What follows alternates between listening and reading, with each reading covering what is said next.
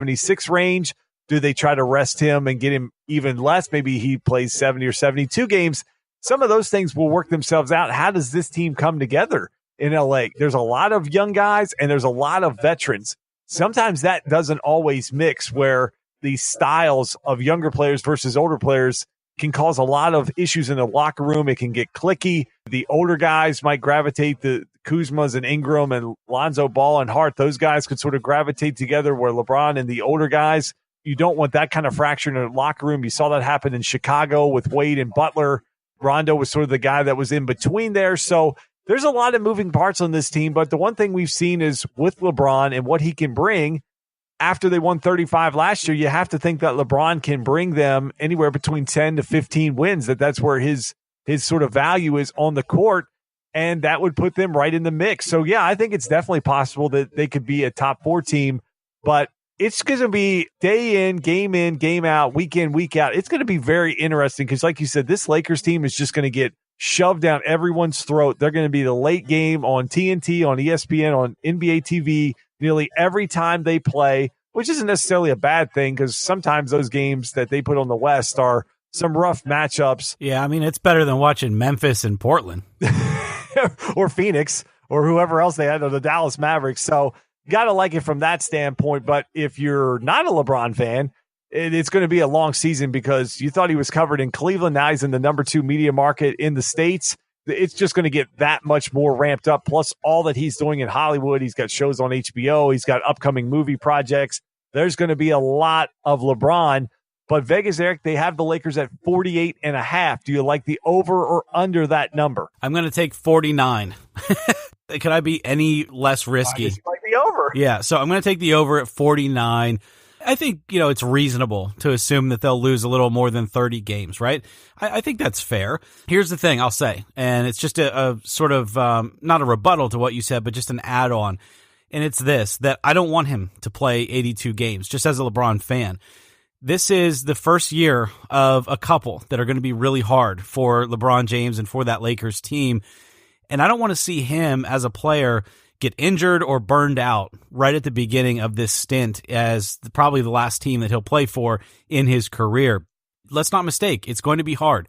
So if they have him playing 40 minutes a game or 39 minutes a game for 80 games in a season, 81 games in a season, I think that's actually a big mistake, because this is an asset that you need to look at next year and the year after. Those are probably the last 2 years in his prime, although he didn't show any signs of slowing down last year. But all it would take is one injury. My gosh, knock on every bit of wood that you can find. But at this time in his career, he's still healthy. Don't burn him out. Don't worry about winning 50 games or 51 games if it's not necessary. Make the playoffs. Get these young players, these playoff reps, these games in the playoffs. Make it a round or two. You're not going to beat Houston. You're not going to beat Golden State. And then do your offseason program. Make some moves. Bring in Kawhi Leonard. Do whatever you need to do in the next year, because you're looking at next year and the year after. So please, LeBron, if you're listening to Talk Back, which we all know he's not, don't burn out and play 82 games this year, please. Wow, LeBron doesn't listen to our show now. I like him even less than I did. I'll go with the over as well. I think he'll be right there in that 49 to 50 range. Interesting that you bring up Kawhi Leonard, because let's talk about his new team, the Toronto Raptors. They won 59 games and were the number 1 seed last year. They decided to make the move. They shipped DeRozan out to San Antonio, and they bring Kawhi Leonard in. So will the Toronto Raptors be a challenger in the East this year, Eric? No. Alrighty then. I guess that answers the question if Kawhi will be back in Toronto if they're not a challenger. No, I was being funny there. No, he's not going to be worth that much to that franchise. And unless I'm completely surprised and wrong, like I was about Paul George staying in Oklahoma City and also Chris Paul staying in Houston, I guess it's always a possibility that Kawhi stays in Toronto. But this time around, I don't think I'm wrong. I don't think he's really all in on this season. What's the motivation to win a championship in Toronto? I don't really think he even cares. So yeah, he's probably worth a couple of wins to the team. He's going to play great. He's probably going to have a good individual season. But we're also probably going to see a player that's somewhat disinterested and already negotiating and working his angles for what his season's going to look like next year. Wow. Well, we have a lot of listeners in Canada. So maybe you should be a little bit nicer to the Raptors. Yeah, that's true. We do. And I appreciate all of the Canadian listeners. And I know some of them are even from Toronto, but it is what it is. I don't think he's committed to Toronto any more than he was committed to the Spurs at the end there. Well, he's saying all the right things. He's trying to act like he wants to be there and he's going to give this his go. And look, we got surprised last year by Oklahoma City with what Paul George did. So maybe he goes up there and some of the people that are in his ear, maybe he makes some changes and he actually does what's best for him.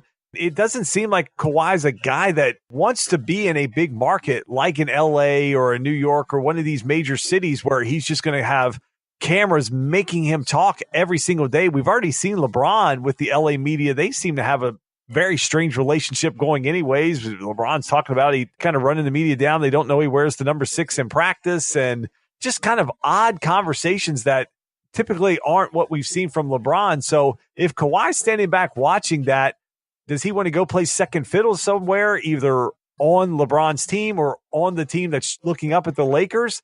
Maybe he's somewhere where he sees the East as a place that there's not really a lot outside of Boston and Philadelphia that are there, where the West, you're going to have to go through quite a bit the next few years. So I think that's another storyline that will be throughout the year will be intriguing to watch, is what Kawhi's doing, what stories are coming out of there. Again, this is a team that basically swapped Kawhi for DeRozan. I think most people in the NBA world would tell you Kawhi is a much better all-around player than what DeRozan is. And we already seen in the playoffs that DeRozan's a guy that just wasn't able to come through for Toronto. And historically, that when he's played, Kawhi is a guy. Now, he's got to play. That would be the next thing. So if he can actually play a full season, that would be something he didn't do last year. So that's a team that will be very, very interesting to watch as this year plays out. One final question on the Oklahoma City Thunder. Eric, last year they won 48 games, but they got knocked out of the playoffs early versus the Utah Jazz. We saw it fall apart where they didn't even want to play Carmelo, their big comeback. Melo sat on the bench begging to get back in. And we knew that this was not going to go well. They get rid of Carmelo Anthony. Paul George comes back on this team. They make some moves. They brought Dennis Schroeder in. They re-signed Grant. So do you like this team to win more than 48 games in 2018 now without Carmelo? Vegas has them at 50.5. Yeah, I actually do, because I think they answered some of the questions that maybe were up in limbo and not known in last season. One of them being what's going to happen with Paul George. Now we know that Paul George made a selection to stay in Oklahoma City. And so you got to feel like he's motivated and all in to be there. You got to like that. Russell Westbrook is still going to play as good as he does and play hard. So I think the two of them are really a better two-headed monster than they were as a three-headed monster with Carmelo there. They're just in a better direction. They're just in a better place. They were one of the teams that were in the back of my mind when you asked about the Lakers. Could they finish in the top 4? I don't think so, because I think Oklahoma City is definitely one of those teams that's in the top 4, because I think the Warriors and the Rockets are a lock for 2 of those spots. That only leaves 2 left. In my mind, I think Oklahoma City's one of them, and then you've got to figure that the Utah Jazz, potentially the Pelicans, or potentially the Trailblazers, just depending on how the season goes, could fill that other spot or fight for that other spot with the Lakers. That's why I say, Lakers maybe 5th or 6th, because Oklahoma City, to me, I think is going to have a better year this year than they did last year. Yeah, I think I'm right there with you. I think you want the ball in Paul George's hands more. You want the ball in Russell Westbrook's hands. You don't necessarily want to go to the ISO route that we talked about so much last year with Carmelo. Again, he just at times with this team reverted back to the black hole Melo, where that's not really how they play. If Russell wants to do that, he can break down anybody in the NBA and get to the bucket, or he can create for other guys. He doesn't just pull up. Now, at times he would pull up too much and shoot the ball 38, 40 times a game, but I feel like you would rather the ball be in his hands and more usage rate for himself and Paul George than Carmelo. So, and they've also added, they brought in Nerlens Noel. They've got some extra talent coming off of this bench that maybe they didn't have last year as well. Guys that I think just will play well with Paul George and Westbrook, guys that don't need the ball, can just play off of those guys versus someone that has to have the ball and get their shots, get their attempts up. And these guys as well will play defense. They get guys like Roberson back. That's their defensive stopper. It's going to change everything where they're not going to demand as much on someone like Paul George. He's just going to be able to focus more on the offensive side and not wear himself out on the defensive side. Russell Westbrook, even once Durant left, he's always pushed his team towards 50 wins. I think he'll be right there again this year with a better roster. So, Eric, that's a wrap for the NBA. What else is on your mind here as we close out episode 220? Well, our listeners would probably be upset if we didn't at least acknowledge the fact that the Major League Baseball playoffs are heading into their league championship series. And, you've got some storied franchises here in the mix. But, Justin, outside of that, I wanted to just ask you a really quick question that's kind of on my mind, because the Milwaukee Brewers took care of business in their opening round of the playoffs. And yeah, that's right. I said the Milwaukee Brewers, who really haven't had success in the Major League Baseball playoffs since, we're talking early 80s. So what's kind of interesting about baseball, and it's maybe not interesting in a good way, and I think it's a topic for another show, because you and I don't follow baseball a whole lot, and there's reasons for that. But over the past few years, we've seen teams like the Kansas City Royals finally break out and win another World Series. We've seen the Chicago Cubs wipe out a very long drought. We've seen the Houston Astros take care of business. Now we've got the Milwaukee Brewers in the mix, looking to take care of decades-long losing in a city. But here's the thing. The Kansas City Royals were the second worst team in baseball this year. And so is it exciting for fans, or is it one of those things where you're starting to have a trend of these teams that come up, they make a huge run, they maybe get deep in the playoffs, maybe win a World Series, and then a year or two later, they disappear. They're gone. I mean, who cares about the Kansas City Royals right now? They're awful. They had a terrible year.